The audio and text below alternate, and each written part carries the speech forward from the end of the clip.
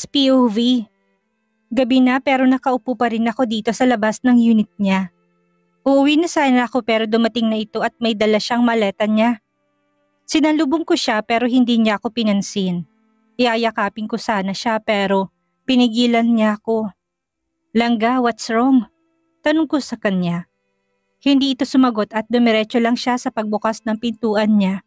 Pinigilan ko ito dahil isasara niya. Naipit pa yung kamay ko. Aray, ang sakit. Langga, may problema ba? Umalis ka kasi dyan. Ayan, tuloy naipit ka. Bulyaw niya sa akin.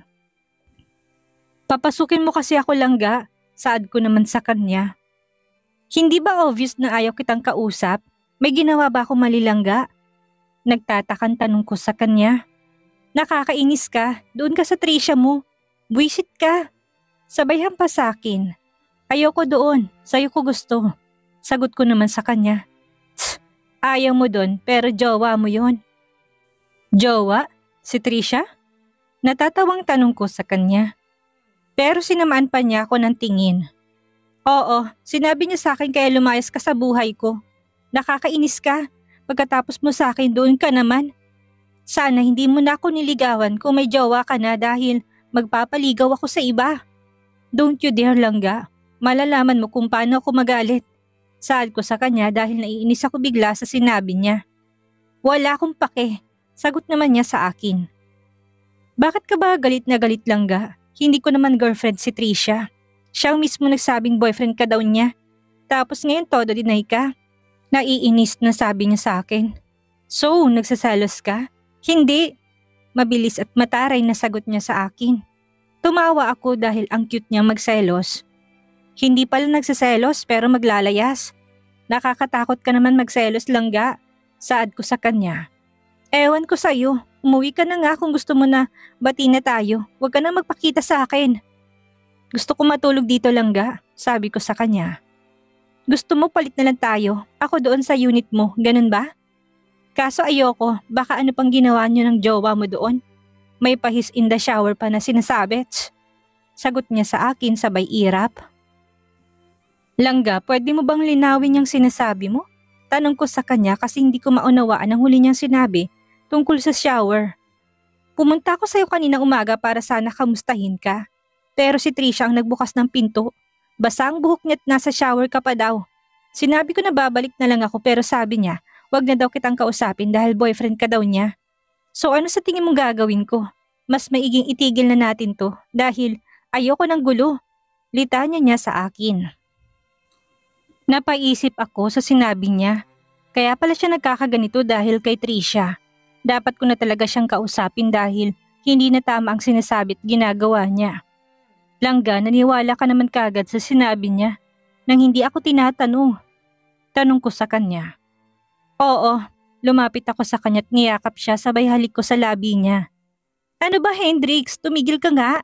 Nagpumiglas to. Langga, ikaw lang ang gusto kong maging girlfriend.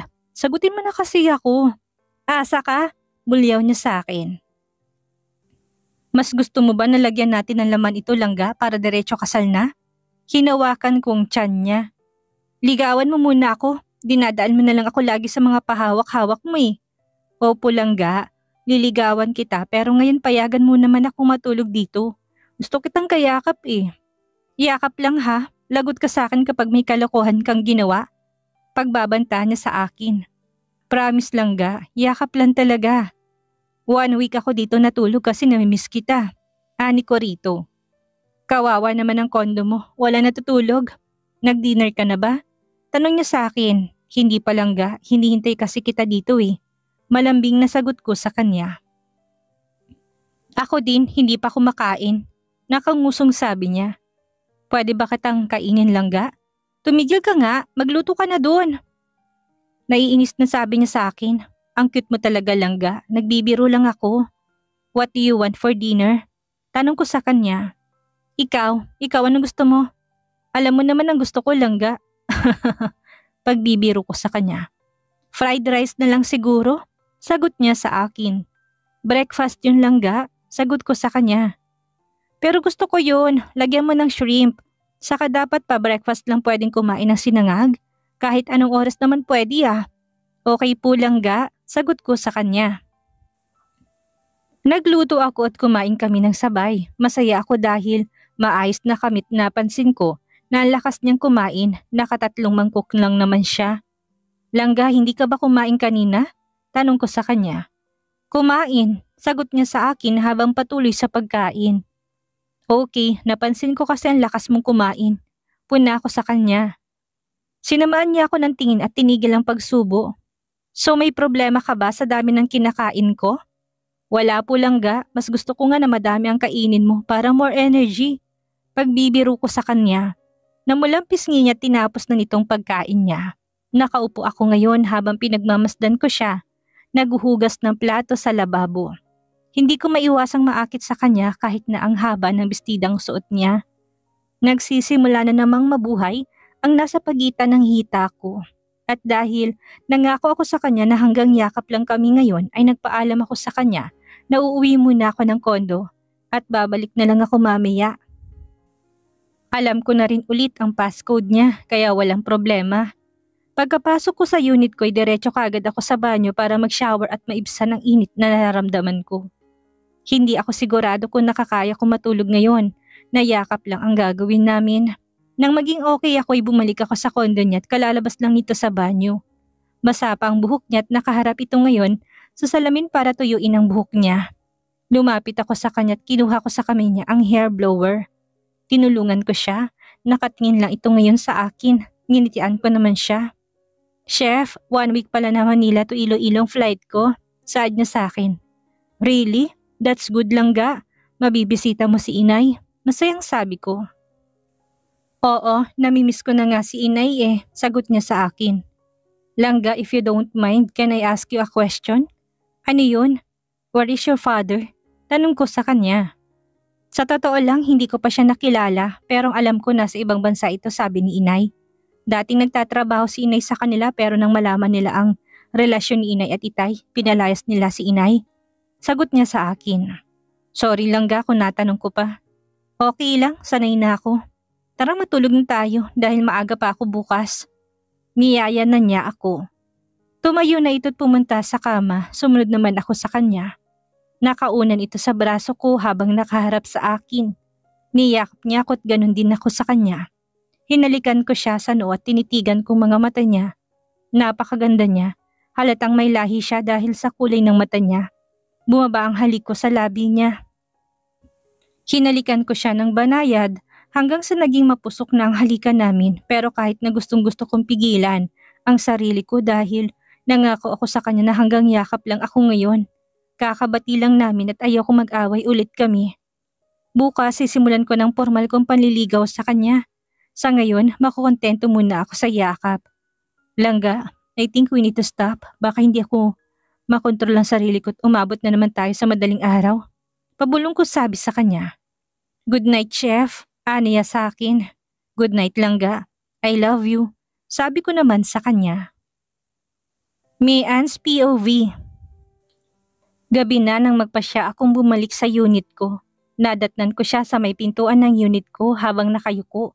Naisip ko din kasi baka mali ako kaya umuwi na ako at hindi ko rin inaasahan na hihintayin niya ako. Nagpaliwanag siya sa akin at nalaman ko nagsinungaling lang pala si Trisha sa akin. Ngayon, na-confirm ko na may gusto talaga siya kay Drix. Napapaisip tuloy ako kung sinasadya ba niya ang lahat ng ginagawa niya sa akin. Naging okay kami't sabay pa kaming kumain nung late dinner. Sobrang sarap ng fried rice niya. Halos ako lang ang nakaubos na niluto niya. Dito na rin ito natulog at pasalamat ako dahil tumupad dito sa pangako niya na matutulog lang kami. Maaga akong nagising, wala na siya sa tabi ko. Nang lumabas ako'y nakita ko itong nakatopless habang nagluluto. Ang hot talaga niya. Tumigil kami, Ann, ang aga-aga kung ano-anong napapansin mo. Pasaway ko sa sarili ko. Pumunta ako sa lababo para maghilamos dahil lumabas na kasi kagad ako. Good morning langga, bati niya sa akin. Good morning chef, binati ko siya pabalik. Hindi na ako magugulat kung hinalikan niya ako dahil palagi naman itong nangyayari. Breakfast is ready, masayang anunsyo niya. Thank you chef sa pag-prepare ng breakfast. Pasasalamat ko kay Drix.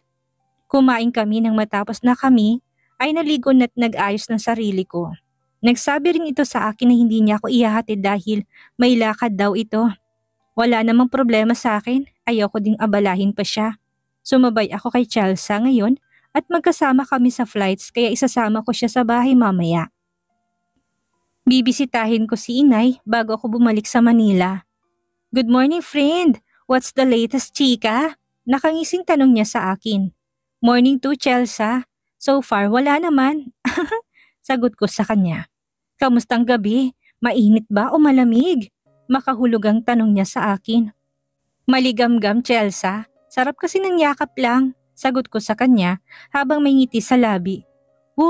Hindi pa magjowa pero may pakadal, sana all. Saad ng kaibigan ko sa akin. Ikaw talaga? Ganun ka rin naman po magkaibigan talaga tayo. Pang-aasar ko sa kanya. Mismo friend! Sagot niya sa akin at pareho kaming tumawa. Ang saya kapag si Chelsea ang kasama ko. Lagi kaming ganito. Nagbibiruan at nagkukulitan. Nakarating kami sa airport at umakyat na kami sa eroplano para simulan ang trabaho namin. Nagsimula na ring pumasok ang mga pasahero kaya nagsimula na kaming mag-assist sa kanila. Hindi ko alam kung namamalikmata lang ba ako pero parang nakita ko si Drix. Nagkamali lang siguro ako dahil sabi niya busy daw siya ngayon. Tumigil kami, magtrabaho ka na, sabi ko sa sarili ko. Hay naku, namimiss ko ba siya? Kanina lang naman kami magkasama. Inayos ko ang sarili ko. Dapat kapag nasa trabaho ako hindi ito mahaluan ng kahit anong personal. Pupunta na ako sa tabi ni Chelsea dahil lilipad ng eroplano. Habang papalapit ako sa kanila ay kita ko ang kilig sa mukha ng mga kasama ko. Habang si Chelsea ay malapad ang ngiti sa akin kaya nagtataka ako sa kanya. Nang makarating ako sa pwesto ko at umupo ako ay gulat na gulat ako dahil nasa harapan ko lang naman si Drix habang nakatingin sa akin. Pinikit kong mga mata ko sabay dilat pero nasa harapan ko pa rin siya. Buong akala ko imahinasyon ko lang siya pero hindi pala dahil totoo siya. Bumulong sa akin si Chelsea. Ang gwapo naman ng soon-to-be jowa mo. Kung ako sa'yo, sagutin mo na kasi. Maraming nakapila. Pangasar niya sa akin.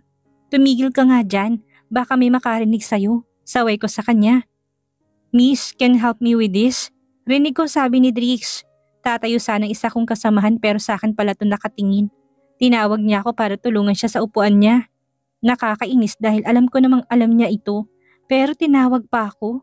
Lumapit ako sa kanya para tulungan siya pero bumulong to sa tenga ko.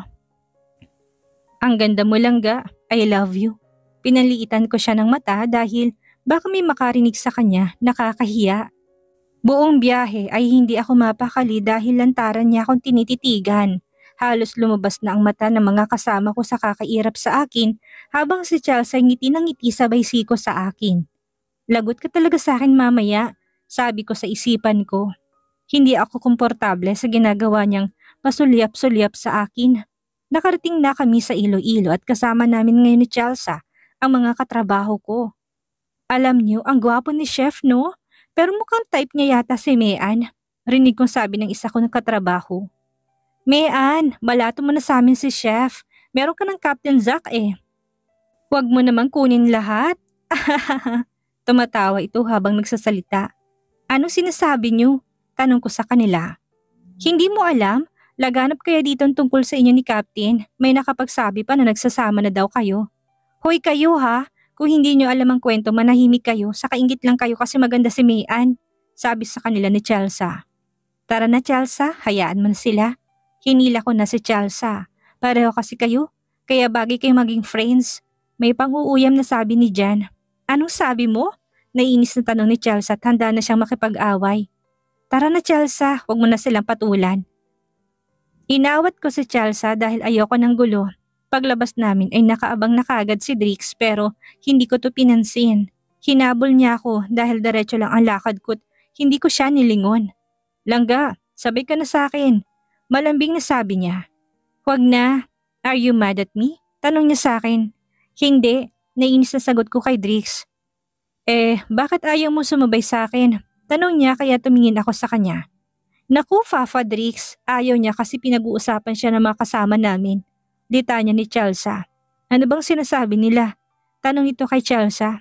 Crush ka nila. Inis na sagot ko sa kanya. Hayaan mo sila, ikaw naman ang mahal ko. Nakangiting tura niya sa akin na para bang naaaliw na naman siya. Malandi daw ako kasi nagli-live-in daw kami ni Zach, tapos nilalandi pa daw kita. Parang batang nagsumbong ko sa kanya.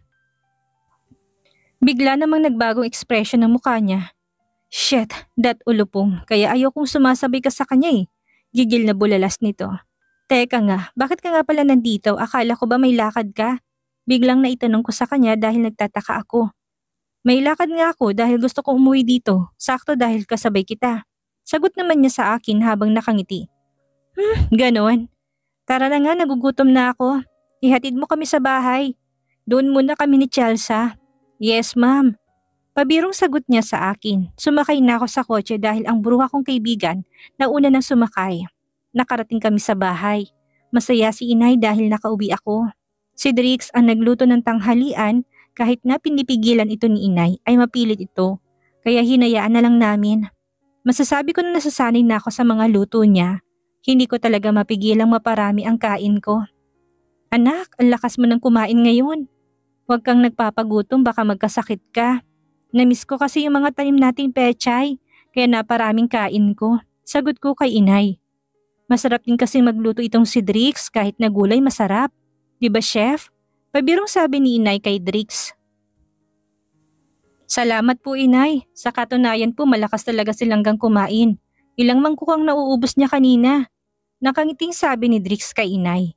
Talaga ba Drix? Baka tumaba na yan kasi ang lakas kumain. Hindi makapaniwalang tanong ni inay. Umanin naman ang tawanan yon. Ang lakas ng trip nilang tatlo dahil tuwang-tuwa pa talaga sila. Napabusangot ako dahil ako naman ang sentro ng usapan nila. Nang matapos kaming kumain ay nag-usap si inay at si Drix. Ayaw nga nila akong isama sa usapan kaya hinayaan ko na lang. Nagpahinga na lang kami ni Chelsea sa kwarto ko hanggang sa nakatulog kami. Hapon pa ulit ang flight namin pabalik kaya ayos lang. Nagising ako ng 3:00 ng hapon. Wala na si Drix sa bahay. Sabi ni inay ay umalis na to. Nakangiti si inay sa akin. Anak, lagi mong aalagaan ang sarili mo. Paalala sa akin ni inay. Opo inay, kayo rin po. Sagot ko naman sa kanya. Wala ka pa bang balak sagutin si Drix? Biglang tanong nito sa akin. Hindi ko po alam inay. Huwag ka na magpabebe anak, hindi ka na teenager para magpakipot pa. Baka mamaya maligaw yun at mapunta sa iba. Pagbibiro ni inay. Inay naman eh. Tumawa lang si inay habang ako nakabusangot. Bigla kasi ako nainis. Nagayak na kami ni Chelsea para bumalik sa airport. Akala ko hindi pa ito babalik ng Manila pero nakasakay na naman ito ngayon at nakangiti sa akin. Hindi ko na lang ito pinansin dahil kailangan ko magtrabaho ng maayos. Nakauwi na kami sa condo at ganun ulit ang routine niya. Siyang magluluto at doon din siya natutulog sa unit ko. Masasabi ko na responsableng tao siya. Pumapasok din ito sa trabaho niya pero kapag oras ng pasok ko ihahatid niya ako. Akala ko hatid lang pero nakasakay na naman to sa eroplano. Sa loob ng 1 linggo, napapansin ko na alam niyang schedule ng trabaho ko. Palagi na rin ito nagbibigay sa akin ng bulaklak. Last day ng flight ko ngayon sa Iloilo at day off ko bukas at sa bahay na muna ako matutulog ngayon. Drix, napapansin ko buong linggo ka na nagsasayang ng pera mo. Hindi ko na mapigilan ang sarili kong magsalita. Hindi naman langga, sagot niya sa akin. Anong hindi? Napapansin ko sumasakay ka sa oras ng flight ko. Hindi na ako komportable sa trabaho ko dahil lagi ka nalang nandyan, nakatingin sa akin. Naiinis na kasi talaga ako sa mga ginagawa niya. Ang ganda mo kasi langga, kaya napapatingin talaga ako sa'yo. Nakangiting sagot niya sa akin. 1 linggo ka ng ganyan, baka may sapi ka na o baka may saltik ka na. Dagdag ko pang sabi sa kanya. Nasapian kasi ako ng sobrang pagmamahal ko sa'yo langga. Sagot naman niya sa akin. Ang corny mo chef. Umiwas ako ng tingin sa kanya.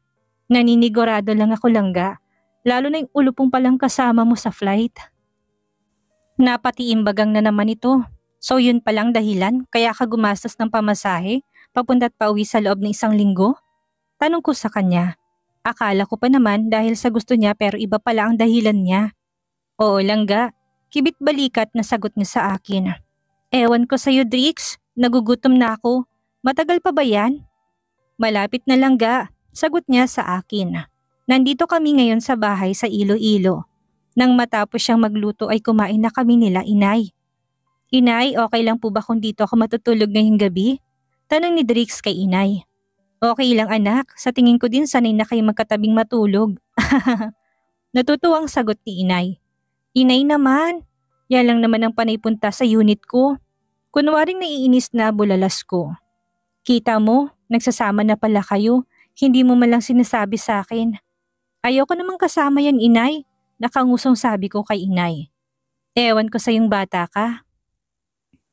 Pagkatapos namin kumain ay tumuli kami sa kwarto ko. Tingin mo kaya mo matulog dito? Tanong ko kay Drix. Oo naman langga, kahit saan naman kaya ko basta kasama ka. Ang corny na naman talaga ng mga sagot niya sa akin lately. Tsk, huwag kang malikot dahil hindi tayo kasya sa higaan ko.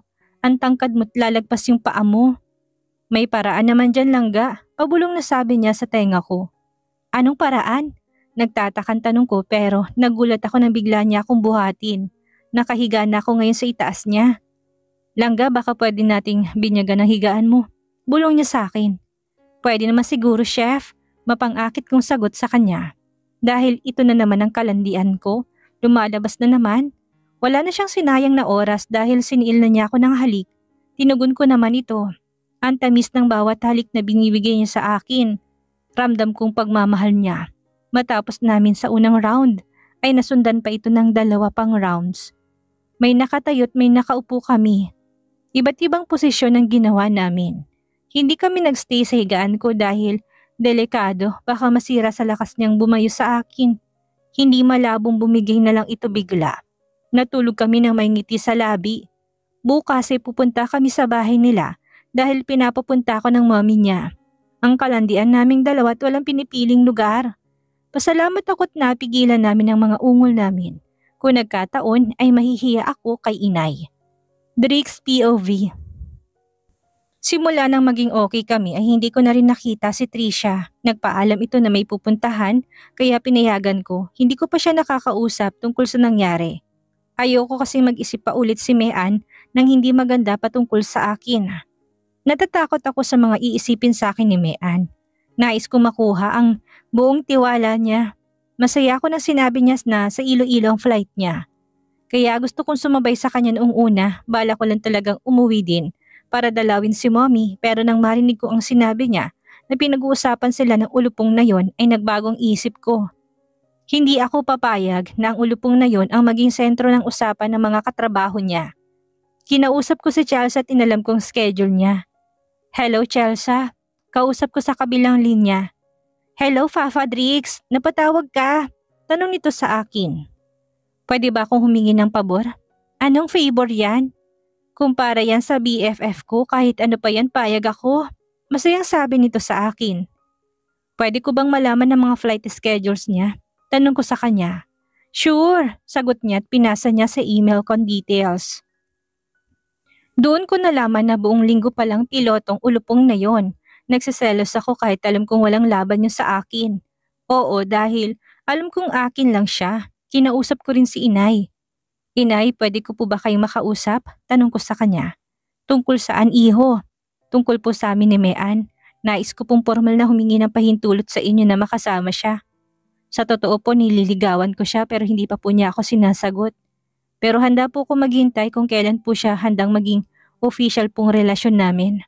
Sorry din po sa nangyari sa nakaraan. Hindi ko po alam na nabuntis ko po siya. Kung alam ko lang po hindi po ako aalis. Mahal na mahal ko po siya, tanda po kung makasama siya habang buhay. Tuloy-tuloy na pahayag ko kay inay. Salamat iho sa pagmamahal mo sa anak ko. Wala akong problema sa'yo dahil alam kong mabuti kang tao at ang nakaraan kalimutan mo na yon. Mas mahalaga ang ngayon. Hintayin mo sana siya na maging handa siya.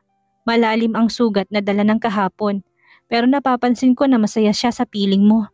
Alagaan mo sana siya at kung dumating man ang pagkakataon na magkaproblema kayo, piliin niyo pa rin na ayusin to.